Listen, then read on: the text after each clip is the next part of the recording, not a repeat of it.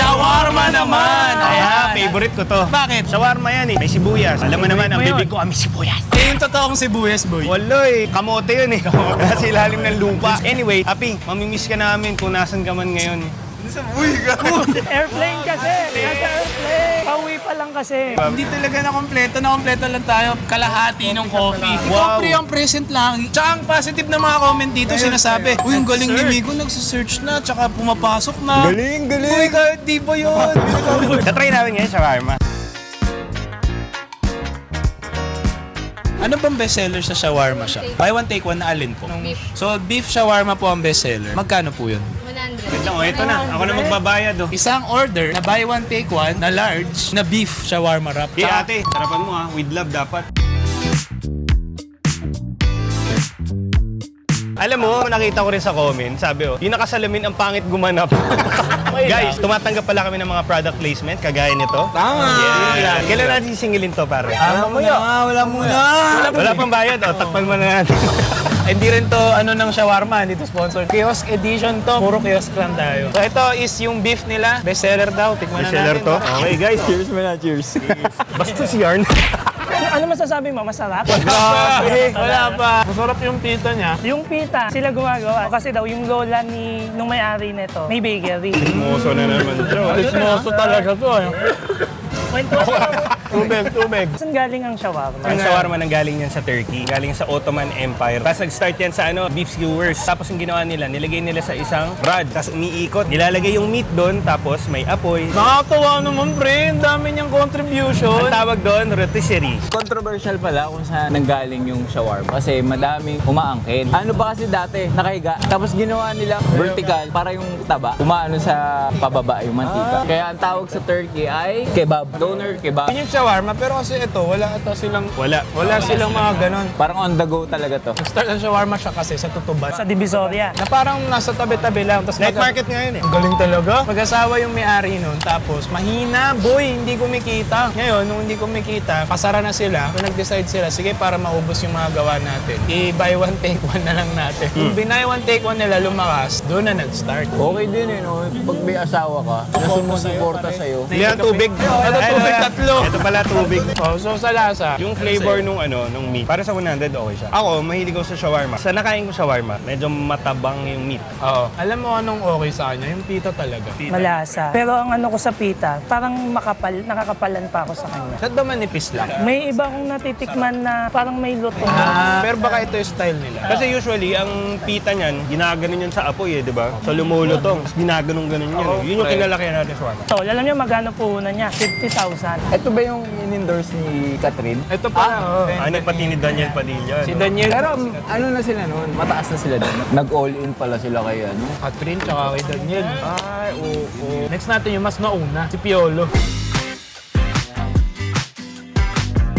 Alam niyo na, ba't kami na sa labas? Wala na kaming sasabihin. Presentation, kamusta? Kasi parang pinakasumikat ang Turks eh, sa shawarma. Tama ba ako?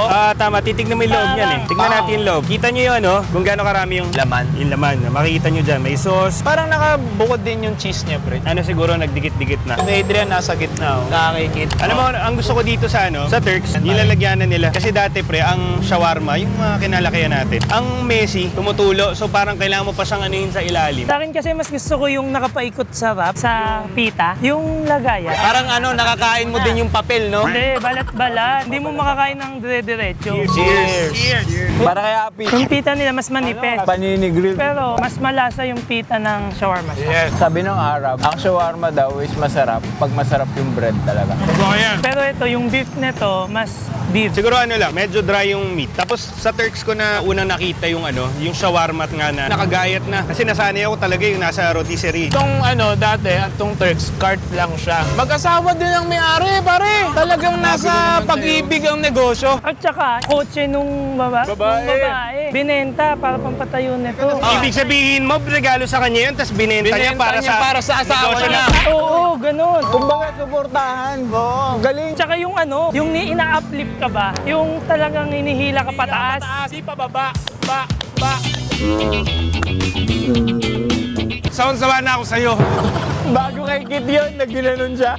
Nakita namin si Sir, yung may-ari, kasi galing kaming head office eh. Kasi tinry nga namin kung papayagan kami pumasok. Gwapo! Kung shawarma shack, si Daniel tsaka si Catherine, ito si Piolo, pre. Si Viola, di naman gwapo ng sobra naman yan. Hindi, gwapo talaga, pre. Ang gwapo talaga. Sorry guys, kahit sino itapat nyo, for me, Piolo pogi talaga. Ang dami ng branch niyan, 700 branches na. Alam niyo bang nagkaroon ng time na ang nag-promote ng Turks, hindi si Piolo? Si John Lloyd, si Bea. Ay, yung tagal na nila, no? 2007 ba yung text? Sobrang hirap ang Turks dati na pumasok sa mall. Kasi dahil nga sa amoy, gawa ng amoy, masyadong matapang. So ang ginawa nila, gumawa sila ng glass enclosure para payagan sila sa mall. Sila Eventually, nagsimula nun. pinayagan sila. Isa na to, 99. Isa. Si Shawarma Shack, 100, dalawa. Mas malaki to. I must say, mas juicy yung beef niya before kaysa ngayon. Lagi ako nagtato-express. Sobrang tapang ng amoy nito dati. Ang galing din ng shawarma. Complete package na siya eh. Kasi may meat, may protein, may carb. Galing. Medyo nakakaumay lang kung 4 na store yung pupuntahan mo. Pero masarap naman to.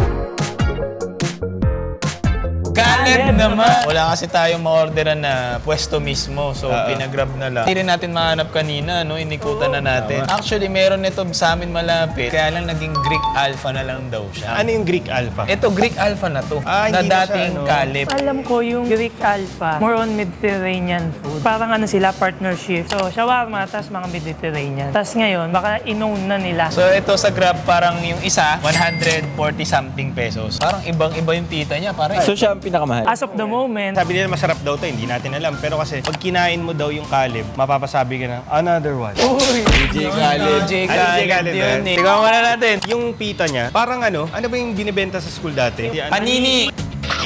Uy, kinain. Uy, ang sarap ng sauce. yung Caleb yung parang pinakaunang mainstream na shawarma. Yes, 2003. 3. Ang sarap, pre. Kaya lang ang kalat. Kasi masos siya. Ang sarap, pre. Ito masarap siya. Kaya lang, pre, ito yung ano, parang wala, nauubos na siya kasi nga kahit yung pinuntahan namin, marado na. Last week, bukas pa yun. Ang sarap. Pero yung pita niya, hindi super malasa. Di ba ganyan ang kumain ng shawarma? Yung may tumutulo talaga. Kaya sinasabing, don't judge the shawarma by its pita. Pre, alam mo yan ang pinakauna, yung Caleb hindi yung Great Alpha. Magkapatid naman yan. Hindi yan mag-asawa. Hindi, ang pinupunit lang niyan, kailangan may partner. Magkapatid sila, pre. Tapos, nag-start yan sa recto. Mura-murahin lang. Tapos, pang-aral ata. Para may pang tuition ng college. Kaya lang, nag-rebrand siya kasi napakarami ng Caleb dati. Tapos parang pag nakita mo nga, parang ang mahal niya kasi tignan noon. Tapos, si Shawarma Shack, ang endorser, Katniel. Si Turks, Piolo, ang bibigat. Eto, medyo ano lang siya, may weather lang. Totoo ba? May weather. Pwede yung mahal yun. Ang sarap talaga. Ay, sarap nga, pre. Alam mo masarap dito? Yogurt sa Mr. Kebab. Yung itsura niya, para siya... Ganun, no? Eh, umiikot yun eh. Umiikot yun. Galing. So far, chef, siya pa lang yung nakainan nating hindi buo. Hindi siya nakaikot. Para siyang play to wraps. Greek Alpha, kung nanonood po kayo, masarap. Maalat, tsaka medyo dry yung mga shawarma shack tsaka Turks. Ito kasi, malinamnam, tsaka masarap. Dito tayo sa Hungry Pita! Pre, kamusta Boracay, pre? Kamusta, pare? Ano naman to? Ba't nag-guess kayo ngayon? Eh, nandito na ako. Hindi mo na sinasabi na makakaland ka today. Saan ka ba galing? Sa Boracay. Akala ko sa Kangkungan. Oh. Nandito tayo sa Hungry Pita sa Victory Mall. May mga fast food dito, kagaya niya, may McDo. Diyan dinadala ni Dre yung mga girlfriend niya dati. Yung shawarma supreme nila, 110 pesos. Mainit eh. Parang rulete, ano? Yung mga ganyan yan. Manual nga lang. So dito yung init, tapos niluluto. Paikot yan. Nakakapanibago, 5 yung orderin Oo ha. nga, ang gastos. Simple ka lang bumanat eh, no?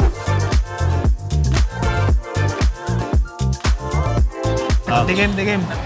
Matamis. Kalasa niya Turks. Hindi naman exact, pero mas nasa Turks. So. Ganito ba talaga portion nila? Parang ang dami eh. Ang sabi naman ni ate kasi talaga, double beef daw yung ano nila. Yung worth 100 eh. Malaman siya. Kung matitignan nyo, napakaraming beef. Yung kulay niya iba din. Mas baka. So ito, nag-start to 2012 lang kasi. Ang dating pangalan na ito nung 2012, Cadison. Pinangalan sa anak nila. At ang anak nila, alam niyo anong pangalan? Cadison. Charmaine. Joke lang, Addison. Makapal din yung pita niya. Parang sa shawarma shack. Yung pansin ko sa mga, nung naging kiosk yung mga shawarma, napansin ko lang, medyo dry yung meat. Dati kasi juicy. Fresh kasi piniprepare eh. Bawal sa mall yun. Dahil nga yung uso. Mag-asawa to, di ba? Pag-asawa din.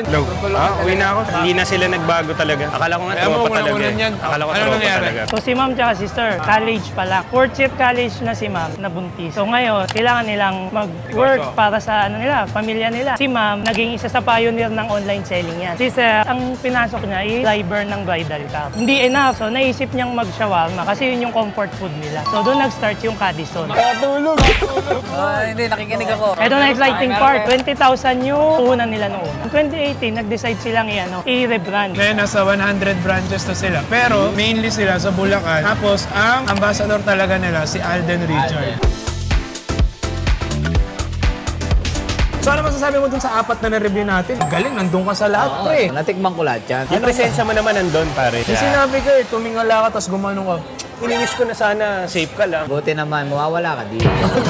Hindi, alis kasi siya. Mag-i-Indonesia yan. Oy, congrats naman natin. Ang content naman yan, pangit. Tingnan natin. Ikaw, pre, dun sa apat, pre. Kalib ako. Basta ang kinalamangan ng Greek Alpha is juicy. Yung meat nila, tapos yung sauce nila, mas masarap. Pero kasi yung Greek Alpha, kaya namin sinamin, kiosk talaga yan, pre. Nasa mga SM hypermarket yan, tsaka Pure Gold. Nawala na. Nawala eh. Pero yung tatlo kasi, feeling ko dahil nga nag-aangatan, yun yung basehan ng lasa. Kasi yung Greek Alpha, disclaimer lang, baka naman kasi nung Caleb sila, hindi ganun. Kasi nagpalit eh, nagre-brand eh. Yun nga lang, yun yung masarap talaga, yun yung umangat ngayon kasi magkakapareho yung lasa ng tatlo. Tsaka yung napansin ko sa meat naman nila, yung meat nung iba, parang processed. Oo. Pero di ko alam pero parang ganun yung sa kulay. Hindi malabo kasi siyempre malaki na yung comfort. Tsaka ang napansin ko sa gamit nilang pita, puro matatamis. Nag-a-adjust talaga sila, no? Ina-adjust nila sa taste ng Pilipino. Ang masarap na pita, para sa akin, shawarma siya, makapal. So collectively, Greek Alpha. Yung ngayon, nagustuhan ko din. Pero parang